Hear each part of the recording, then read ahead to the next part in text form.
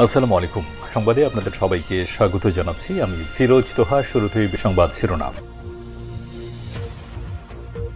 বাংলাদেশের সর্বশেষ গুরুত্বপূর্ণ আপডেট সংবাদে আপনাকে স্বাগত। শুরুতেই সংবাদ শিরোনাম, এরপর বিস্তারিত। শুরুতেই জানিয়ে দিব, বাংলাদেশে বিনিয়োগ করবে আমিরাতের বড় দুই কোম্পানি। সংযুক্ত আরব আমিরাতের দুটি বড় কোম্পানি আবুধাবি পোস্ট গ্রুপ এবং মাস্টার বাংলাদেশের বন্দর উন্নয়ন, বন্দর পরিচালনা ও লজিস্টিক্স সহায়তা এবং নবায়নযোগ্য জ্বালানি খাতে বিনিয়োগের আগ্রহ প্রকাশ করেছে। এরপর জানিয়ে দিব, পিনাকির হাতে শেখ হাসিনার অডিও, কি আছে তাতে। বৈষম্যবিরোধী ছাত্র আন্দোলনে ক্ষমতাচ্যুত সাবেক প্রধানমন্ত্রী শেখ হাসিনার গুরুত্বপূর্ণ অডিও ফোনালাপ হাতে পেয়েছেন বলে দাবি করেছেন সময়ের আলোচিত মিডিয়া ব্যক্তিত্ব ব্লগার ডাক্তার পিনাকি ভট্টাচার্য। এদিকে শহীদ পরিবারকে কোটি টাকা করে ক্ষতিপূরণ দাবি। জুলাই আগস্টের আন্দোলনে শহীদদের পরিবারকে এককালীন 1 কোটি এবং আহতদের 50 লাখ টাকা করে ক্ষতিপূরণ সহ বিভিন্ন দাবিতে অবস্থান কর্মসূচি পালন হয়েছে। এরপর জানিয়ে দিব, আন্দোলনরত ইবতেদায়ী শিক্ষকদের সুখবর দিল শিক্ষা মন্ত্রণালয়। দেশের সব ইবতেদায়ী মাদ্রাসা পর্যায়ক্রমে জাতীয়করণ করা হবে বলে জানিয়েছে শিক্ষা মন্ত্রণালয়। মঙ্গলবার 28 জানুয়ারি এই তথ্য জানা গেছে। এদিকে নির্বাচনে সব ধরনের সহায়তার আশ্বাস ইইউর। সিইসি প্রধান নির্বাচন commissioner CEC AMM Nasir Uddin বলেছেন, গণতান্ত্রিক যাত্রায় নির্বাচন আয়োজন নিয়ে সব রকম সহায়তার আশ্বাস দিয়েছে ইউরোপীয় ইউনিয়ন ইইউ। এবং সর্বশেষ জানিয়ে দিব, রাজধানীতে কিশোর গ্যাংয়ের হাতে প্রকৌশলী খুন। রাজধানীর যাত্রাবাড়ি দনিয়া কলেজের সামনে মিনহাজুর রহমান 25 নামের এক প্রকৌশলীকে কুপিয়ে হত্যা করা হয়েছে। স্থানীয় কিশোর গ্যাং এই হত্যাকাণ্ড ঘটিয়েছে বলে অভিযোগ পাওয়া গেছে।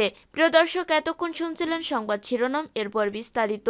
তবে তার আগে বন্ধু জানিয়ে দিন আপনি কোন স্থান থেকে আমাদের সংবাদটি দেখছেন এবং শুনছেন। জানিয়ে দিন এই সংবাদ সম্পর্কে আপনার মূল্যবান মতামত। আর বন্ধু, আপনি যদি আমাদের চ্যানেলে নতুন হয়ে থাকেন তাহলে ভিডিওটি দেখতে দেখতে চ্যানেলটি সাবস্ক্রাইব করে রাখুন, যাতে করে আমাদের পরবর্তী সংবাদগুলো সবার আগে আপনার কাছে পৌঁছে যায়। এবারে বিস্তারিত। বাংলাদেশে বিনিয়োগ করবে আমিরাতের বড় দুই কোম্পানি।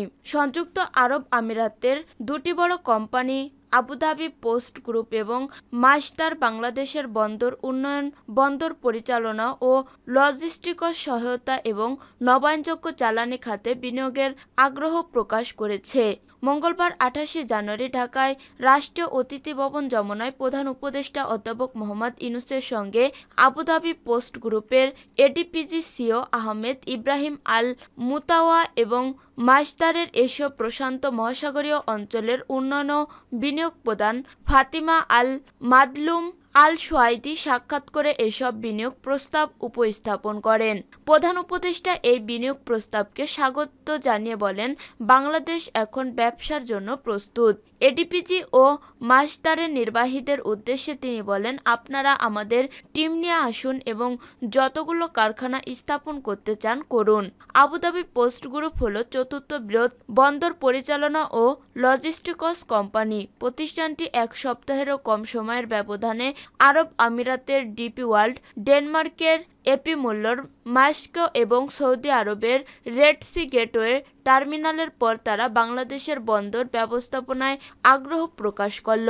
বাংলাদেশে প্রস্তাবিত 3 বে টার্মিনালের মধ্যে একটি টার্মিনালকে আবুধাবি পোস্ট গ্রুপ চট্টগ্রাম বন্দর কর্তৃপক্ষের সঙ্গে যৌথ উদ্যোগে অর্থায়ন ও পরিচালনা এবং বহুমুখী টার্মিনাল ও কন্টেইনার রক্ষণাবেক্ষণের মাধ্যমে নিয়ন্ত্রণের আগ্রহ প্রকাশ করেছে।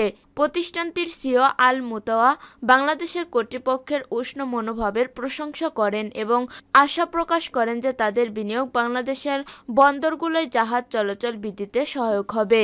নবায়নযোগ্য জ্বালানি প্রতিষ্ঠান মাস্টার বাংলাদেশের উপকূলীয় অঞ্চলে পুনরুদ্ধারকৃত ভূমিতে 2050 মেগাওয়াটের একটি সৌরবিদ্যুৎ প্রকল্প স্থাপনের জন্য 500 মিলিয়ন মার্কিন ডলার বিনিয়োগের প্রস্তাব দিয়েছে। মাস্টারের আঞ্চলিক বিনিয়োগ প্রধান ফাতিমা আল মাদলুম আসাইওয়াদি বলেন, বাংলাদেশের নতুন ধারণা প্রদর্শনের ক্ষেত্রে আমরা অনেক বেশি সহায়ক। পিনাকির হাতে শেখ হাসিনার অডিও কি আছে তাতে? বৈষম্যবিরোধী ছাত্র আন্দোলনে ক্ষমতাচ্যুত সাবেক প্রধানমন্ত্রী শেখ হাসিনার গুরুত্বপূর্ণ অডিও ফোনালাপ হাতে পেয়েছেন বলে দাবি করেছে সময়ের আলোচিত মিডিয়া ব্যক্তিত্ব, কলামিস্ট ও ব্লগার ডাক্তার পিনাকি ভট্টাচার্য। নিজের ভেরিফাইড ফেসবুক পেজে এক পোস্টে মঙ্গলবার 28 জানুয়ারি সন্ধ্যায় এ তথ্য জানান তিনি। ওই অডিওতে জুলাই আন্দোলনের সময় হেলিকপ্টার থেকে বিক্ষোভকারীদের উপর শেখ হাসিনা গুলি করার নির্দেশ দিয়েছেন এমন তথ্য আছে বলে দাবি করেছেন পিনাকি। ফেসবুক পোস্টে তিনি বলেন, আকাশের হেলিকপ্টার থেকে প্রাণঘাতী অস্ত্র থেকে বিক্ষোভকারীদের গুলি করার শেখ হাসিনা নিজের মুখে দেয়া অডিও নির্দেশ এখন আমার হাতে। খুনি হাসিনার ক্ষমা নেই। এর আগে একই দিন পিনাকি ভট্টাচার্য তার ফেসবুক পেজে আরও একটি স্ট্যাটাস দিয়েছেন। সেখানে হুঁশিয়ারি দিয়ে তিনি উল্লেখ করেন, জুলাই আগস্ট বিপ্লবের সময় যারা যারা আমাদের সন্তানদের শহীদ করেছে, আহত করেছে, কাউকে ছাড় দেওয়া হবে না। আমরা নরক পর্যন্ত ওদের তাড়া করব। তিনি লেখেন, আরও নতুন নতুন খবর আসবে। জাল ছোট হয়ে আসছে সবার। পুলিশ, র্যাব, বিজিবি, সেনাবাহিনীকে আহ্বান জানাই, আপনাদের বাহিনীর পারপিট্রেটরকে বাঁচানোর চেষ্টা করবেন না মেহেরবানি করে, তাহলে আরো বড় বিপদে পড়বেন। কারা কারা বাঁচানোর চেষ্টা করেছে আমরা সেটা খেয়াল রাখছি। আপনাদের ইন্টেলিজেন্স ছাড়াই আমরা আমাদের কাজ করতে সক্ষম।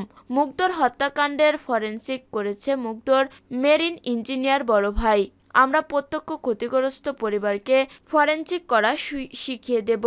আর আমাদের এক্সপার্টরা তো আছেই। গ্রেপ্তার ও বিচারের পথে যদি বাধা সৃষ্টি করেন তাহলে পারপিটেটর জয় বাংলা হয়ে যাবে। বিচার হবেই। আদালতে না যেতে চাইলে জনতার আদালতে বিচার হবে। শহীদ পরিবারকে কোটি টাকা করে ক্ষতিপূরণ দাবি। জুলাই আগস্টের আন্দোলনে শহীদদের পরিবারকে এককালীন 1 কোটি এবং আহতদের 50 লাখ টাকা করে ক্ষতিপূরণ সহ বিভিন্ন দাবিতে অবস্থান কর্মসূচি পালিত হয়েছে। মঙ্গলবার রাজধানীর শাহবাগে জাতীয় জাদুঘরের সামনে দুপুর 12টা থেকে 2:30 পর্যন্ত এই কর্মসূচি পালন করেন পরিবারগুলোর সদস্যরা। কর্মসূচির মুখপাত্র পরিচয় দিয়ে সেখানে বক্তব্য দেন আমিনুল ইসলাম ইমন। তিনি বলেন, এর আগে আমরা প্রেস ক্লাবের সংবাদ সম্মেলন সহ 2টো কর্মসূচি পালন করছি। আজকেও সুশৃঙ্খলভাবে কর্মসূচি পালন করছি। আমরা এখানে যারা দাবি দেওয়া নিয়ে এসেছি প্রত্যেকের পায়ে বেড়ি পরানো আছে, প্রত্যেকেই আহত।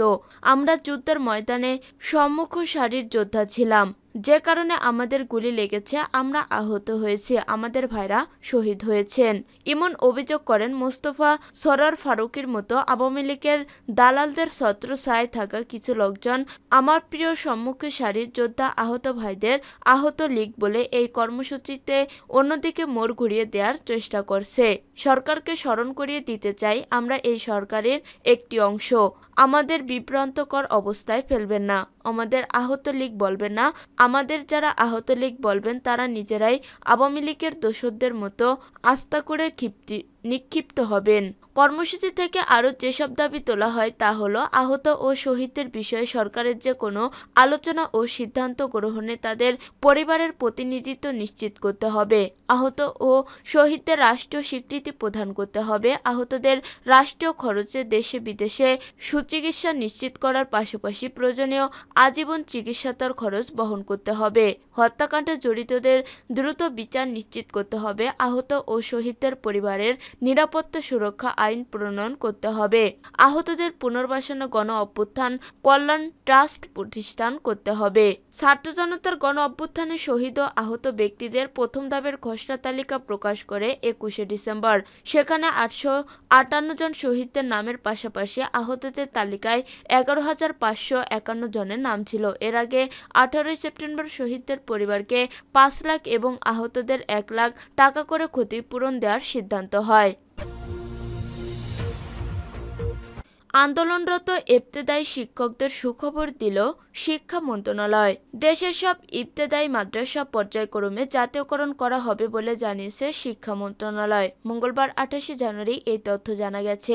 এদিকে নিবন্ধনভুক্ত সব স্বতন্ত্র ইবতেদায়ী মাদ্রাসা জাতীয়করণের দাবিতে রাজধানী শাহবাগে অবস্থান নেন আন্দোলনরত শিক্ষকরা। মঙ্গলবার 28 জানুয়ারি সকাল থেকে অবস্থান কর্মসূচি শুরু করেন শিক্ষকরা। বেলা 2টার মধ্যে ঘোষণা না এলে কঠোর আন্দোলনের হুঁশিয়ারি দেন তারা। আন্দোলনরত শিক্ষকরা বলেছে, একই পাঠ্য বই পড়ানো হচ্ছে প্রাথমিক বিদ্যালয়, কিন্তু প্রাথমিকের শিক্ষকদের মতো বেতন ভাতা পান না তারা। এজন্য জাতীয়করণের এক দফা দাবিতে রাস্তায় নামতে বাধ্য হয়েছে তারা। এর আগে গত 19 জানুয়ারি থেকে প্রেস ক্লাবের সামনে অবস্থান নিয়েছিলেন এসব শিক্ষকরা। জাতীয়করণের দাবিতে অংশ হিসেবে প্রেস ক্লাবের অবস্থান কর্মসূচি থেকে রোববার 26 জানুয়ারি প্রধান উপদেষ্টার কার্যালয় অভিমুখে পদযাত্রা ও স্মারকলিপি দেওয়ার ঘোষণা দেন তারা। এরপর তারা জাতীয় প্রেস ক্লাব থেকে ঢাকা বিশ্ববিদ্যালয়ের ভিতর দিয়ে শাহবাগ থানার সামনে পৌঁছালে পুলিশ জলকামান নিক্ষেপ করে লাঠিচার্জ করে। শিক্ষকরা জানান, 10,000 মাদ্রাসার 50,000 শিক্ষক মানবেতর জীবনযাপন করছেন।